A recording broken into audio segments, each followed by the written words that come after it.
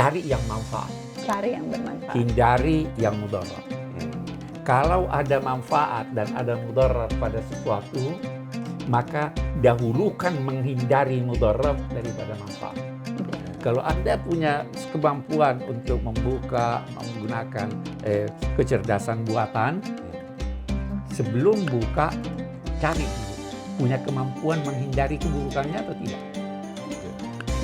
Walaupun ada manfaatnya, tidak. Dar'ul mafasid muqaddam ala jalbil masalih.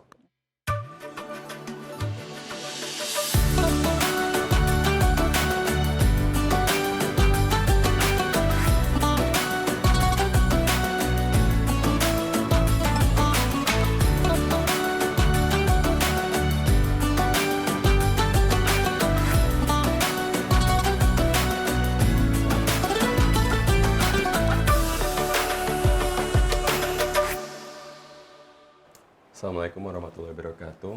Selamat datang kembali di Tafsir Al-Misbah bersama saya Fathia Ahmad Assegaf, Jidu Abi Quraisyihab dan Kamu kok Jidu Abi Quraisyihab?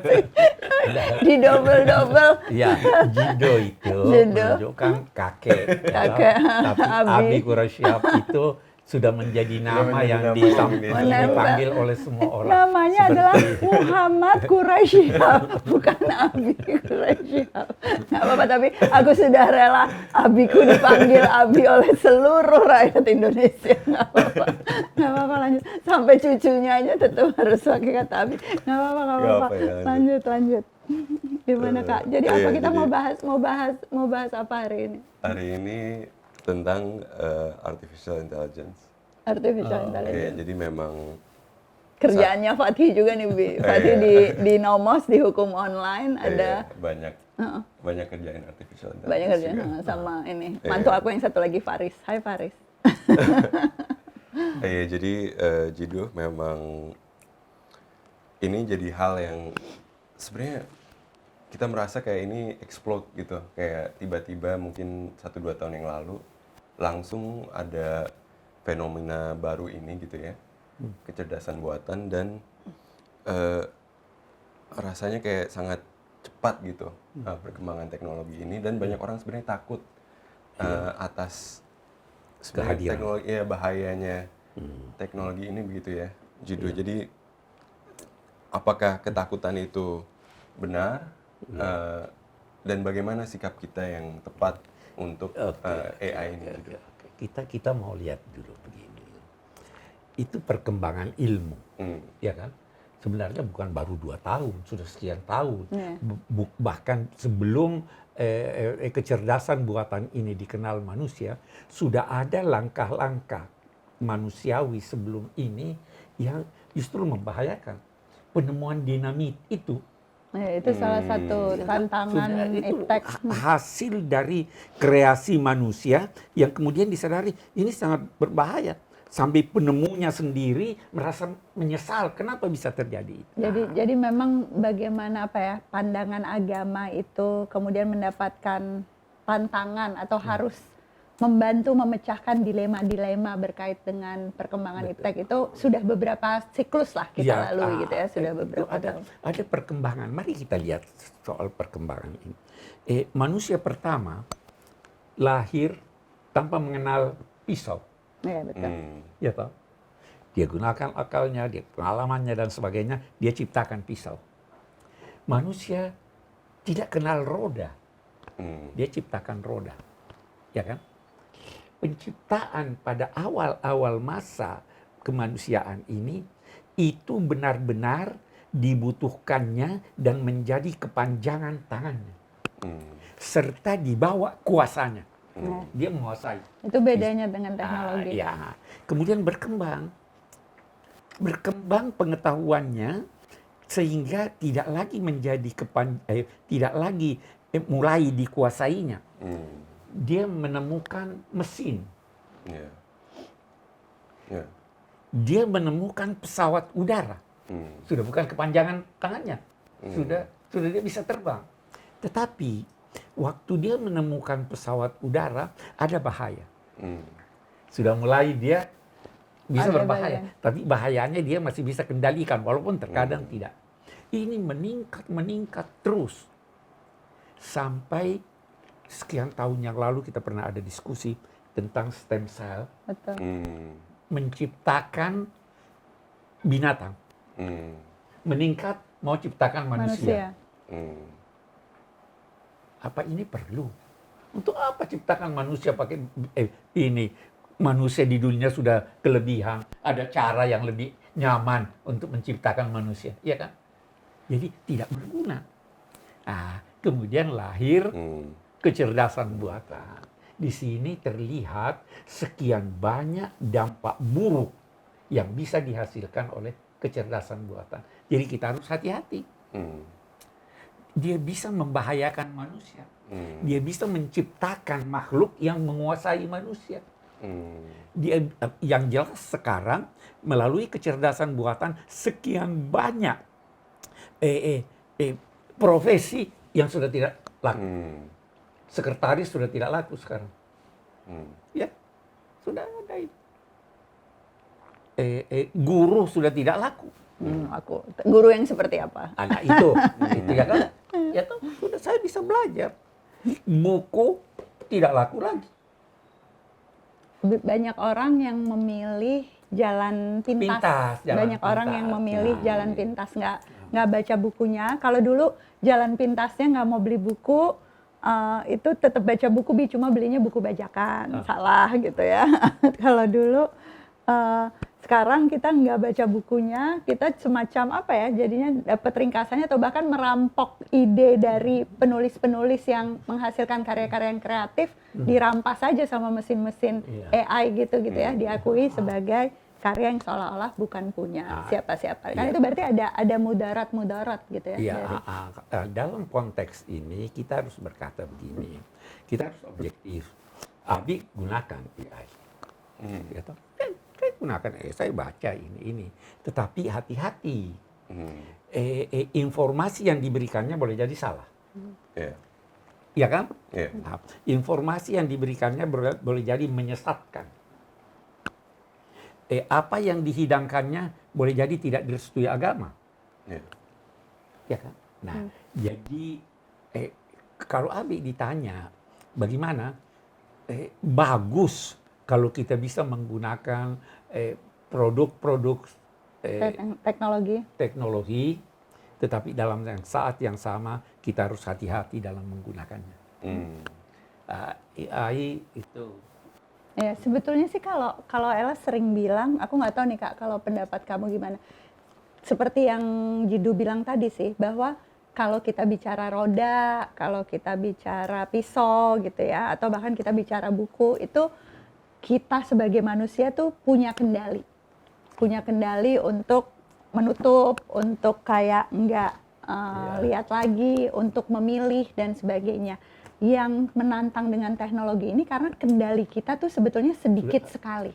Kita nggak mau cari pornografi, itu pornografinya datang ke kita gitu ya. Kita kayak dikejar-kejar oleh sesuatu yang sebetulnya kita nggak pilih. Kita mau mencari informasi, kemudian ada bias-bias gitu ya di teknologi yang membuat justru informasi yang kita cari itu disensor sama perusahaan teknologinya. Kan kayak kasus Palestina gitu ya, misalnya kita mau lawan genosida, itu contoh betapa yang kita mau perjuangkan, yang kita cari itu ditutupi, yang kita nggak mau cari itu sebetulnya yang seolah-olah supply terus-menerus kepada kita. Jadi sudah mau tidur dia datang terus-menerus dan kemudian jadi adiksi dan sebagainya. Jadi tuntunan Al-Quran itu sebetulnya adalah untuk memastikan bahwa manusia itu punya kendali terhadap teknologi atau kemajuan ilmu yang dia gunakan atau apa aja tuntunan-tuntutannya. Yang jelas ada prinsip dasar.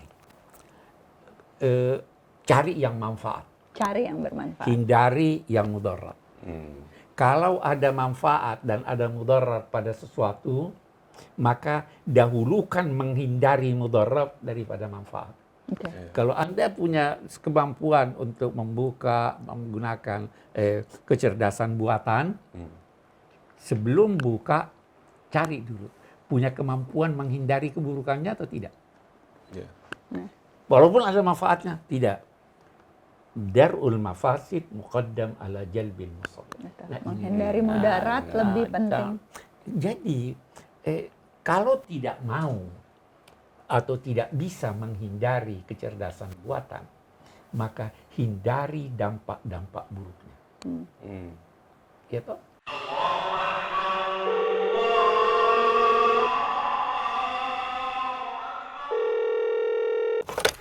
Assalamualaikum Mbak. Alhamdulillah proses klaim asuransi yang kemarin sudah selesai ya. Semuanya berjalan lancar. Terima kasih ya Mbak atas bantuannya. Waalaikumsalam Ibu. Sama-sama Bu. Menjaga amanah nasabah adalah prioritas kami. Memiliki asuransi adalah bentuk ikhtiar saya. Bukan karena takut, tapi karena saya ingin melindungi keluarga dari resiko finansial. Saya mempercayakan ikhtiar ini kepada Sun Life Syariah yang menerapkan prinsip syariah di produk asuransinya. Di Sun Life Syariah, saya mendapatkan apa yang saya persiapkan sesuai dengan yang dijanjikan. Agen saya pun memberikan pelayanan yang terbaik. Buat saya, ini bukan sekedar pekerjaan. Menjadi agen asuransi syariah adalah amanah dari Sun Life Syariah dan para nasabah. Dan amanah itu harus dijaga dengan penuh tanggung jawab. Di Sun Life Syariah, ikhtiar Anda kami jaga dengan amanah.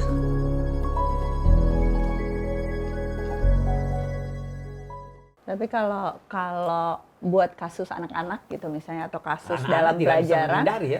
itu menjadi penting sekali untuk memang ya menunda sampai dengan anaknya itu siap gitu ya sebetulnya untuk menggunakannya. Karena kalau di pendidikan terasa sekali betapa kemudian AI ini jadi jalan pintas. Jadi agak beda. Ella selalu bilangnya sebagai sarana belajar buat anak-anak gitu ya, terutama AI itu bukan sarana belajar yang baik. Karena dia kayak ngejokiin gitu. Jadi nggak paham fundamentalsnya, nggak paham cara membuat kalimat, nggak paham cara memilih kosakata, bahkan nggak terbiasa mencari ide, terus tiba-tiba disodorkan tulisan yang bukan punya dia. Beda kalau sama Abi yang udah puluhan buku dan sebagainya misalnya untuk mempercepat proses riset, untuk mencari kata itu pun belum tentu karena boleh jadi apa yang dihidangkannya itu keliru. Iya betul, tapi Abi udah punya kemampuan untuk memilah, udah tahu kalimat yang baik itu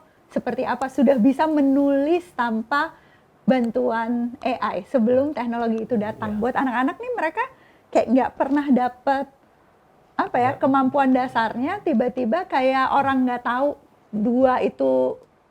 ini dua, ini 3 dan sebagainya, tiba-tiba dapat kalkulator lah gitu kan. Kita juga kalau kita pakai kalkulator, kalau kita pakai komputer, sesudah anak paham konsep kuantitas dia bisa bedain gitu. Nah ini yang banyak keskip dan seringkali ini mungkin buat pertimbangan gitu ya teman-teman di rumah. Saya itu sangat amat menganjurkan untuk menunda penggunaan AI dalam konteks pendidikan, paling tidak sampai memang anak-anaknya menguasai fondasi-fondasinya. Jadi kita harus tahu kapan dia membantu proses belajar, kapan dia sebetulnya menghalangi gitu ya, atau justru memperburuk dan ada satu proses. lagi, itu bisa-bisa hubungan anak dengan ibunya, dengan bapaknya terputus. Iya, itu isu semua teknologi sih, bukan cuma AI sebetulnya. Khususnya anak-anak kan. Terutama anak-anak. Anak-anak sudah mengandalkan ini, sudah senang. Ya. Ini. Sementara values-nya, nilainya belum tentu sesuai dengan yang mau diajarkan. Kalau tidak sesuai dengan agama, sesuai dengan budaya kita. Iya. Nah, jadi ini tapi kita mau lanjut. Perkembangan teknologi ini pada mulanya masih netral. Tetapi lama kelamaan makin membahayakan. Ada orang yang memberi contoh kemanusiaan itu yang mengandalkan teknologi itu seperti kupu-kupu. Seperti kupu-kupu. Dia kepandaiannya terbang menjadikan dia terbakar. Manusia begitu. Nah, kalau di Al-Quran ada ayat yang bisa dijadikan gambaran tentang perkembangan teknologi ini. Itu dia katakan bagaimana perumpamaan kehidupan dunia ini seperti air yang turun dari langit menghasilkan taman yang indah, menghasilkan buah-buahan dan sebagainya. Pemiliknya terkagum-kagum dengan itu. Sedemikian kagumnya sampai-sampai dia merasa bahwa dia menguasai segalanya. Al-Quran, hatta idza akhadhatil ardu zukhrufaha wa dhanna ahluha annahum qadirun 'alaiha. Bumi sudah memakai hiasannya. Langit sudah tidak diingat. Ketika itu datang palu godam, kami hancurkan semua. Teknologi kalau tidak dihambat perjalanannya akan menghancurkan umat manusia. Karena nggak ada nilai-nilai. Karena tidak ada nilai.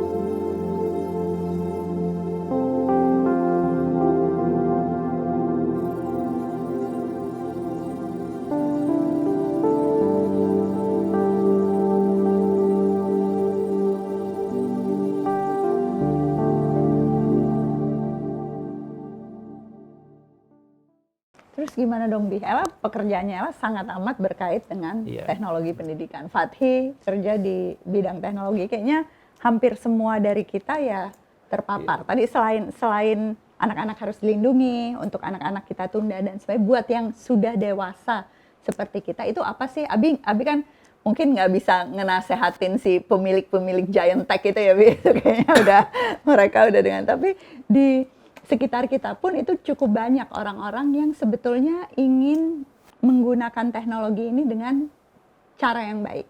Ingin memberi manfaat lewat inovasi-inovasi di bidang teknologi. Apa yang perlu jadi pengingat nih buat kita supaya nggak terbakar kayak kupu-kupu tadi? Iya, jadi apa namanya, kita tidak tolak teknologi. Tetapi kita harapkan informasi yang diberikan itu objektif. Walaupun dia mengkritik kita. Kita harapkan tidak terjadi upaya untuk menonjolkan diri dan menyepelekan yang lain. Nah, karena ini belum bisa terwujud, maka sebenarnya pengguna yang harus kita himbau. Jadi kemampuan untuk kritis lawan dan kita terlalu berat. Mereka menguasai teknologi, mereka menguasai uang, mereka menguasai kekuasaan. Kita pengguna. Nah, maka pengguna yang kita himbau.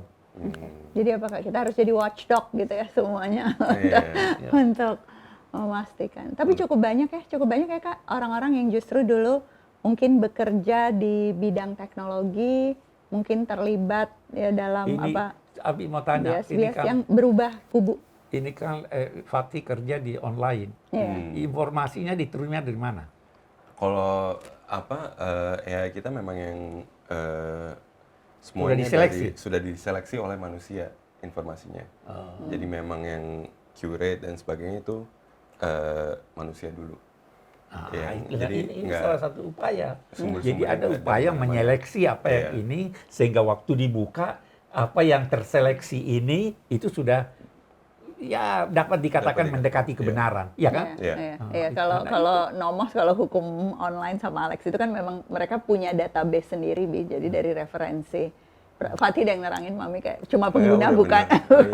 Bukan. Memang semuanya referensi dari kita. Kalau AI secara luas, yang LLM kayak ChatGPT dan sebagainya itu benar-benar dari seluruh internet, benar atau salah dia pakai informasi itu. Tapi kalau hukum online memang cuma hanya database kita sendiri. Jadi beda. Jadi itu pun nggak semua sadar gitu ya bahwa ya kualitas penggunaan kecerdasan buatan pun tuh bisa beda-beda. Lagi-lagi karena kita nggak pegang kendali, kita pakai tapi kita nggak belajar soal apa yang kita gunakan gitu kan. Ella pernah jalan-jalan sama Caca sama Hala sama Nana, terus ya itu kayak mencoba dibantu oleh AI, itu rasanya kayak dibantu asisten yang lagi mabok gitu, kadang reliable, kadang nggak reliable.